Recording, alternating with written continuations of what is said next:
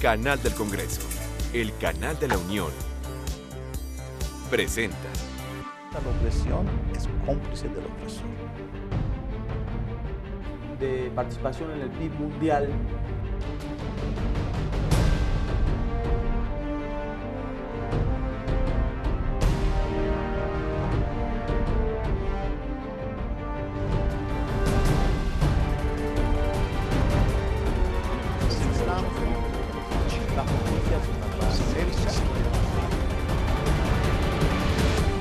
Bienvenidos a Vértice Internacional, soy Rina Musali, me da muchísimo gusto saludarlos desde la Cámara de Diputados.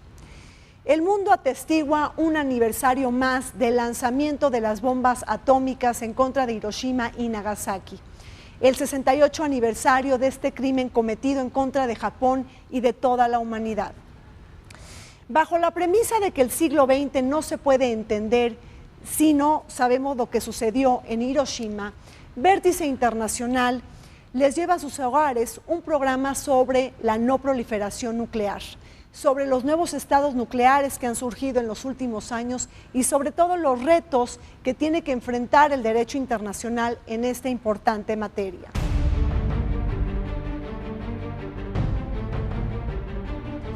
El 9 de octubre de 1939, apenas iniciada la Segunda Guerra Mundial, el presidente de los Estados Unidos, Franklin D. Roosevelt, impulsó el Proyecto Manhattan, que, con ayuda parcial del Reino Unido y Canadá, tenía la finalidad de desarrollar la primera bomba atómica antes de que la Alemania nazi la consiguiera. El 7 de diciembre de 1941, tras soportar el inesperado bombardeo japonés a su base naval de Pearl Harbor, Estados Unidos se sumó a la Segunda Guerra Mundial. Lograda la rendición de Alemania, el 7 de mayo de 1945, solo Japón se resistió a dar por perdida la guerra, por lo que el presidente norteamericano Harry Truman ordenó utilizar la bomba atómica para terminar definitivamente con el conflicto. El 6 de agosto de 1945, a las 8:15 de la mañana, la aeronave estadounidense B-29 Enola Gay lanzó sobre Hiroshima a Little Boy, la bomba de uranio que, convertida en un gigantesco hongo atómico de poco más de 1 kilómetro de altura y con una temperatura aproximada de 4000 grados centígrados, destruyó instantáneamente más de 2/3 partes de la ciudad. Poco después, comenzó a caer una precipitación negra de carbón que sumó más dramatismo y las operaciones de rescate solo lograron acrecentar el horror. Se estima que en Hiroshima 140,000 personas murieron y alrededor de 100,000 resultaron heridas, entre las cuales una gran cantidad llegó a presentar variaciones y mutaciones genéticas debido a la radiación a la cual estuvieron expuestas. Ante la negativa de Japón a rendirse, el 9 de agosto de 1945 a las 11:01 de la mañana, el Bockscar, un bombardero B-29 de la Fuerza Aérea estadounidense, dejó caer sobre Nagasaki otra bomba, esta vez de plutonio, la denominada Fat Man, con la capacidad de liberar el doble de energía que la bomba de uranio, provocando la muerte de 80,000 de sus 240,000 habitantes. 5 días después, el 14 de agosto de 1945, los japoneses se rindieron incondicionalmente ante las fuerzas aliadas y con ello la Segunda Guerra Mundial, que empezó en 1939, se dio por terminada. El 6 de agosto de 1945 se selló el curso de la historia mundial. El mundo dejó de ser el mismo después de que Estados Unidos haya lanzado la primera bomba atómica en contra de seres humanos en Hiroshima y 3 días después en Nagasaki, Japón, lo que terminó por concluir la Segunda Guerra Mundial. El acontecimiento más trascendente del siglo XX por sus implicaciones políticas, económicas, humanitarias, militares y territoriales. A partir de este acontecimiento, las relaciones de poder, de prestigio y de seguridad entre las naciones se modificaron radicalmente con la llegada de la revolución de la tecnología nuclear que modificó sustancialmente las relaciones de poder y la correlación de fuerzas. Todavía hasta el día de hoy sigue siendo controversial, sigue habiendo debate sobre la decisión del presidente Truman para lanzar no una sino 2 bombas atómicas a Japón, que además ha sido la primera y única vez que se han usado este tipo de armamentos en una guerra. Luis, ¿por qué recordar Hiroshima y Nagasaki? Hiroshima y Nagasaki representan el inicio de la era nuclear, de una era que abrió posibilidades en muchos aspectos, algunos de ellos para muchas personas todavía rescatables, como generación de energía, por ejemplo, pero sobre todo abrió las puertas a la destrucción total. El poder nuclear fue utilizado como una arma para ejercer dominio, poder e influencia. Las potencias la utilizaron con renombre para asegurar la defensa de su nación frente a una amenaza externa, adquirir una posición jerárquicamente ventajosa y elevar su credibilidad ante posibles naciones aliadas. Expandir los márgenes de maniobra en múltiples negociaciones, llenar un vacío de poder o bien disuadir a un Estado para mantener el equilibrio de poder o favorecer el surgimiento de otro, también formaron parte de la historia de la paz nuclear que se desarrolló al calor de la Guerra Fría y el mundo bipolar y a la sombra de las alianzas militares de la OTAN y del Pacto de Varsovia. El poder nuclear modifica la correlación de fuerzas entre los países, estas relaciones de poder, de prestigio y sobre todo en materia de seguridad, Luis.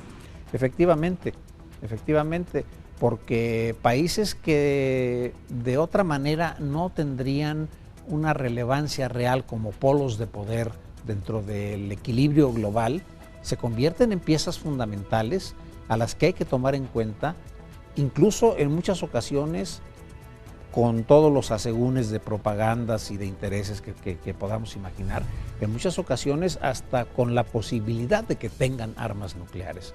Aun cuando no se sepa si las tienen, la mera posibilidad de que las lleguen a tener, como en el caso de Irán, les ponen los pelos de punta. La bomba, el instrumento nuclear, debe de entenderse, a mi juicio, como un instrumento de negociación política. Las armas nucleares no fueron diseñadas estrictamente para utilizarse como un armamento. Han tenido un mejor fin como un instrumento de negociación política. Uno de los mayores legados del fin de la Segunda Guerra Mundial fue la carrera armamentista que se inauguró entre Estados Unidos y la Unión Soviética. La Guerra Fría que aceleró la marcha del programa nuclear soviético para encarar las pretensiones militares de sus contrapartes americanas, pero que evitó una confrontación directa. Justamente con el transcurso de los años, se comprobaba que la seguridad del orden internacional se daba gracias a la disuasión nuclear, que sirvió como un mecanismo bisagra de autorregulación y estabilización y no de destrucción masiva y automática como se pensaba. No en vano, algunos teóricos de las relaciones internacionales señalan al mundo bipolar como el periodo más largo de estabilidad en las relaciones entre las grandes potencias del siglo XX. 1945-1949 Estados Unidos tuvo el monopolio de las armas nucleares. En 1949 la Unión Soviética explota con éxito también su primer artefacto nuclear, pero lo tiene operativo hasta los primeros años de la década de los 50. Y a partir de allí pues ya se habla de la posibilidad de la destrucción mutua asegurada, que es lo que autores como John Gaddis, el historiador de la Guerra Fría, te dicen esa fue la razón de que hubo una larga paz. La tecnología nuclear aplicada a los aspectos bélicos no puede ser jamás considerada una tecnología de paz, porque es precisamente la que nos sigue teniendo al borde de una catástrofe.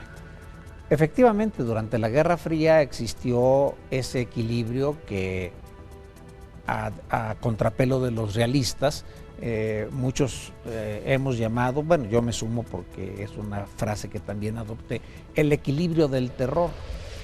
El peso político y el peso militar de la bomba, de la posesión del arma nuclear, fue clave para entender el equilibrio que en relaciones internacionales identificamos como este equilibrio bipolar.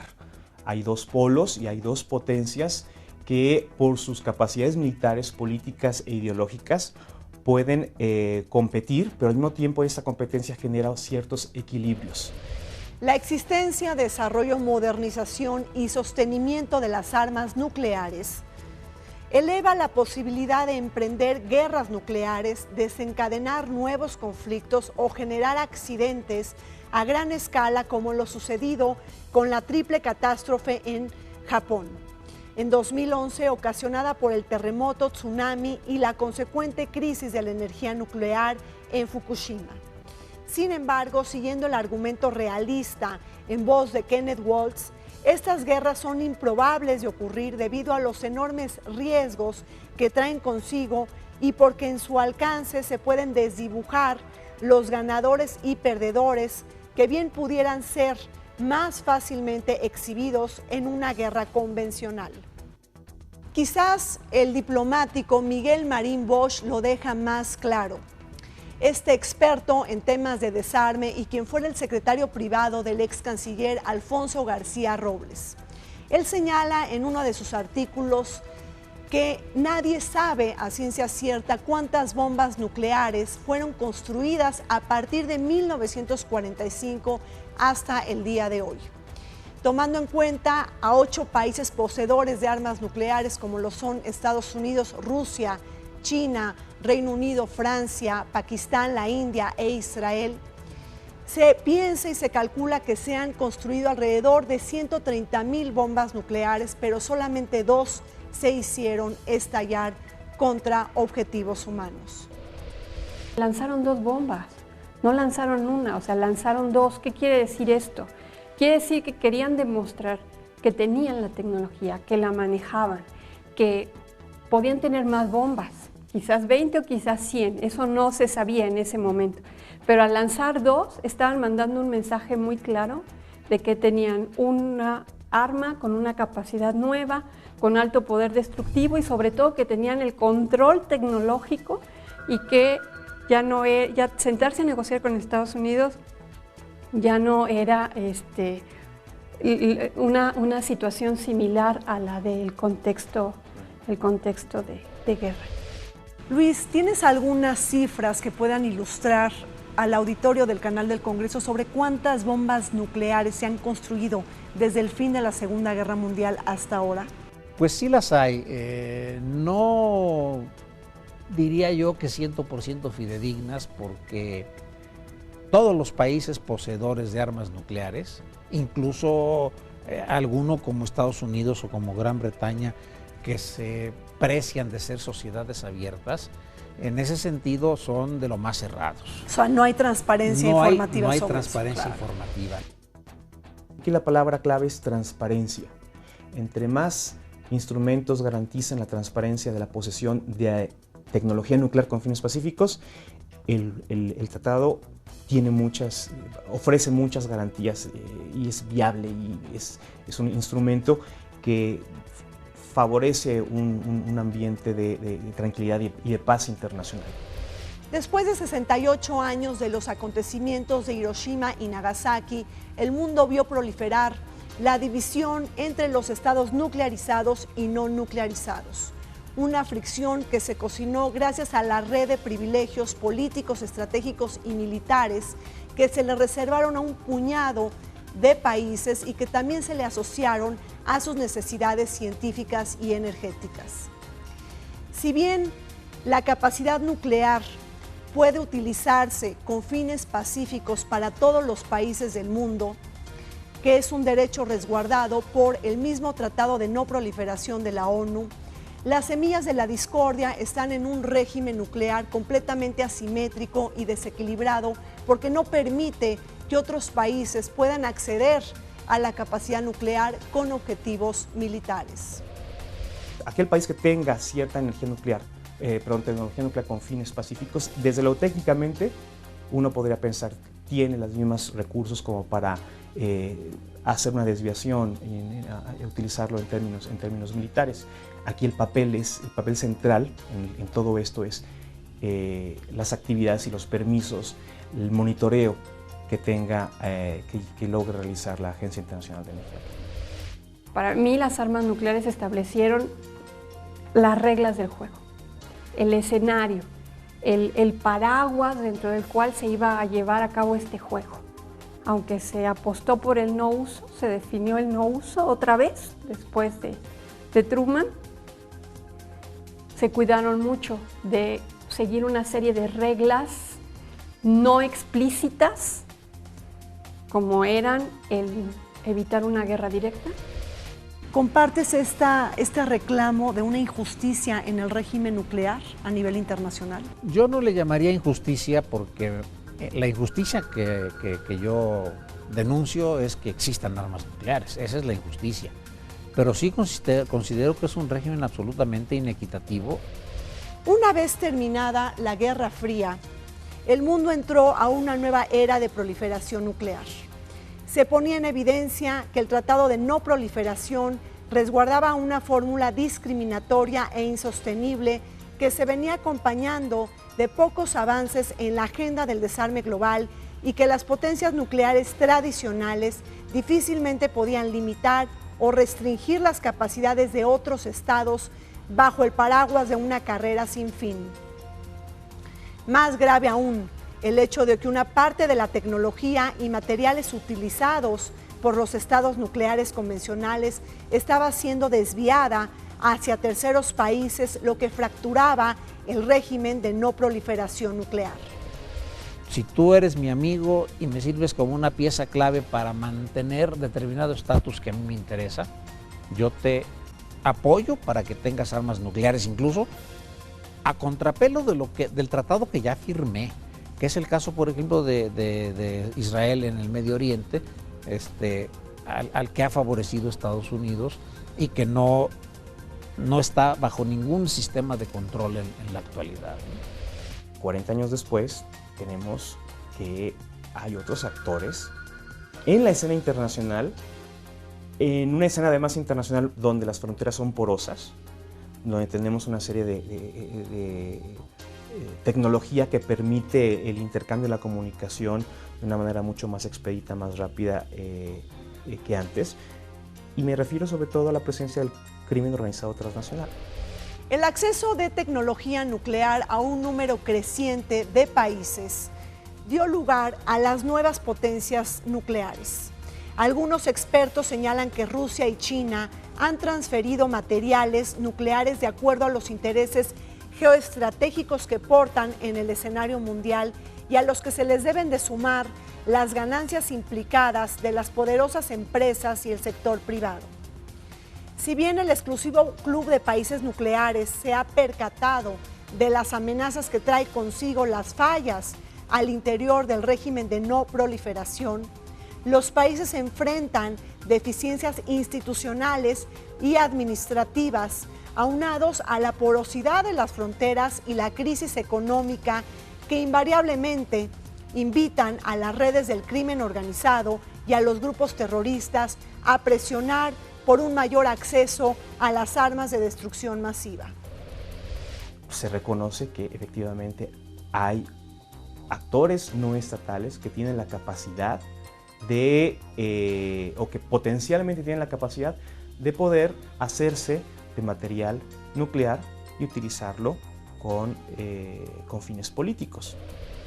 Hoy el régimen de no proliferación nuclear está marcado por varios cuestionamientos, incertidumbre y sobre todo desconfianza. Nuevos estados nucleares surgen al margen de la autoridad del Consejo de Seguridad de la ONU y de los 5 países ganadores de la Segunda Guerra Mundial. Se añaden a la lista países como India, Pakistán, Corea del Norte e Israel, que no limitan sus programas nucleares a usos pacíficos y que complejizan la seguridad en el mundo multipolar. Además, otros riesgos asociados refieren a que algunos de estos países se han convertido en suministradores de la cadena clandestina de tecnología nuclear. Por ejemplo, la sospecha de que Corea del Norte facilita este tipo de insumos y armamento a Irán. Que hay toda una discusión, de que qué te genera más estabilidad, el que muchos más países tengan armas o el que menos países tengan armas. Y hay autores como Kenneth Waltz que sostienen que entre más países tengan armas nucleares hay más probabilidad de estabilidad entre los países. ¿Por qué? Porque el riesgo es clarísimo, porque la posibilidad de destrucción es altísima, porque nadie se va a arriesgar en su sano juicio a tomar una decisión de esa naturaleza y porque en función de Waltz esto ya sucedió. La Guerra Fría fue eso, fue la demostración latente de que si tú tienes este equilibrio catastrófico, puedes mantener una estabilidad prolongada en el sistema. Al parecer, la carrera nuclear en un mundo multipolar crecerá en los siguientes años. Muy independientemente de los esfuerzos que está haciendo la comunidad internacional, que han sido muy loables e importantes, estos avances han estado anclados a la escasa voluntad política de las grandes potencias. Mientras que Estados Unidos y Rusia han reducido sus arsenales debido a una serie de tratados bilaterales, China y India, así como Pakistán, han aumentado su capacidad nuclear, tal y como lo señala el informe sobre el Instituto Internacional sobre Estudios de Paz de Estocolmo, el conocido CIPRI. Sin embargo, lo que no podemos perder de vista es que cualquier empleo de las armas nucleares generaría consecuencias humanitarias devastadoras, daños biológicos y físicos al planeta y sobre todo también costos económicos, sociales y medioambientales inimaginables. David dice, el pan que no llega a las mesas, los techos que no existen sobre quienes los necesitan, la ropa que no pueden vestir quienes usan harapos y viven en campos de refugiados, todo eso existe porque se sigue invirtiendo una cantidad extraordinaria, exorbitante, criminal en los presupuestos nucleares. La comunidad internacional ha mostrado un activismo muy importante para frenar la proliferación nuclear. Negociaciones multilaterales, regionales y bilaterales han tenido lugar alrededor de más de 6 décadas de arduo trabajo y esfuerzo para abonar al desarme general y a un control internacional eficaz. Pero no solamente las armas de destrucción masiva como las químicas, las biológicas y las nucleares entran dentro de estos esfuerzos del desarme general, sino también están las armas convencionales como las armas pequeñas y ligeras y también la necesidad de erradicar las minas terrestres antipersona. La ONU ha sido pieza clave en este esfuerzo del desarme generalizado. Épocas de optimismo y entusiasmo le han seguido años de oscuridad y estancamiento asociados a la crisis del multilateralismo que hoy padece. La impaciencia de la comunidad internacional y de otros actores como las organizaciones no gubernamentales, las organizaciones humanitarias y la sociedad civil se topa, como ya lo hemos comentado, con la renuencia de las potencias industrializadas de asumir un desarme general y completo. Cuestiones de poder, prestigio y seguridad se imponen sobre la convivencia pacifista entre naciones. En Estados Unidos comenzó a haber desde el propio Henry Kissinger aportaciones a favor de la idea del sí el uso del armamento nuclear, un uso diferente, un uso con armamento con menos potencialidad, selectivo, en blancos selectivos, que permitan causar un menor daño en términos de la población, de la sociedad civil, pero sí un uso en guerra, o sea, sí hacer uso del armamento nuclear. En este largo y espinoso camino, México se ha convertido en un promotor incansable de las negociaciones sobre desarme. Nuestra diplomacia ha dirigido todos sus esfuerzos para frenar la amenaza que representa la carrera armamentista y hemos contribuido al diálogo, debate y la generación de acuerdos entre las partes. No perdamos de vista que México consiguió su primer premio Nobel de Paz con el ex canciller Alfonso García Robles y la conclusión del Tratado para la proscripción de las armas nucleares en América Latina y el Caribe, conocido como el Tratado de Tlatelolco, en el cual las partes se comprometen a no ensayar, producir ni adquirir armas nucleares. La primera zona desnuclearizada del mundo se materializó gracias al liderazgo de este destacado diplomático mexicano. Pues yo pienso que este aspecto de la política exterior mexicana y de la política en general del Estado mexicano al respecto es uno de los puntos en los cuales los mexicanos podemos sentirnos legítimamente orgullosos. Ha sido una política brillante, ha sido una política honesta, ha sido una política proactiva que ha destacado y que ha logrado sumar voluntades a lo largo del mundo. Por eso América Latina es una zona emblemática, una zona que nos debe llenar de mucho orgullo, de mucho reconocimiento, porque es una zona libre de armamento nuclear, pero ya hay quien está presionando a reconsiderar el Tratado de Tlatelolco, a reconsiderar esta situación. La cesación de ensayos nucleares en la atmósfera, el espacio ultraterrestre y debajo del agua ha sido otra de las grandes batallas de la comunidad internacional. Las miles de explosiones que han tenido lugar en muchas partes del mundo permiten mantener la eficacia de las armas nucleares y hacerlas más sofisticadas, haciendo a un lado sus consecuencias devastadoras y la contaminación del ambiente por sustancias radioactivas. En ese sentido, el Tratado de Prohibición Completa de Ensayos Nucleares ha sido otro de los pivotes institucionales de carácter multilateral para evitar la proliferación y prohibir las armas nucleares. Arduas negociaciones entre países se han centrado en los asuntos más espinosos, como el alcance de la prohibición, el sistema de monitoreo y verificación y la entrada en vigor. También otra de las discusiones y debates, ¿qué tan seguros se encuentran los materiales nucleares? Los materiales nucleares no tienen una vida útil, y una vez que esta vida útil concluye, hay que eliminarlos. Y entre una forma de depositarlos o es enterrarlos o es encerrarlos, ¿sí? Tener a alguien que cuide que este material no sea sustraído y tenga usos ilícitos. El Tratado de Prohibición Completa de Ensayos Nucleares ha sido firmado por más de 180 países. No obstante, la disposición de su entrada en vigor requiere de la firma y ratificación de los 44 países que se indican en el anexo 2 del tratado. Esto quiere decir que ni Estados Unidos ni China lo han ratificado, al igual que India, Pakistán o Corea del Norte, que ni siquiera lo han firmado.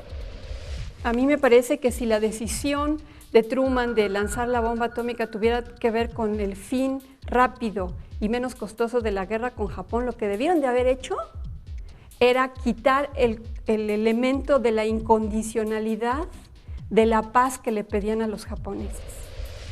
Y yo creo que el papel de Estados Unidos va a seguir siendo clave en términos de las presiones políticas, diplomáticas y económicas que van a aplicar a aquellos países que abiertamente estén retando el equilibrio nuclear del sistema internacional.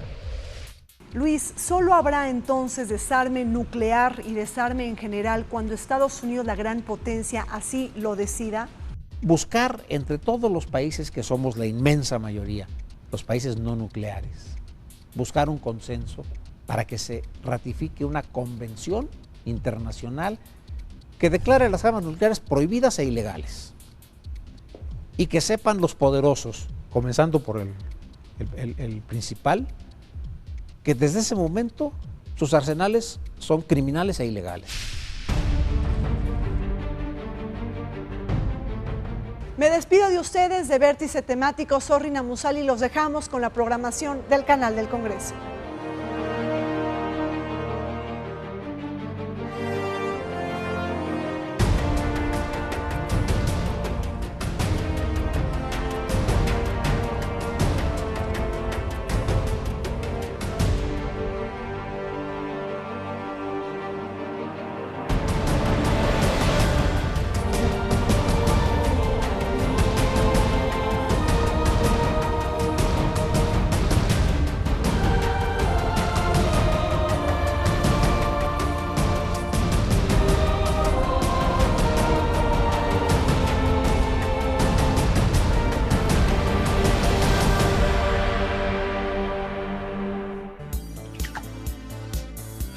Canal del Congreso, el canal de la Unión, presentó.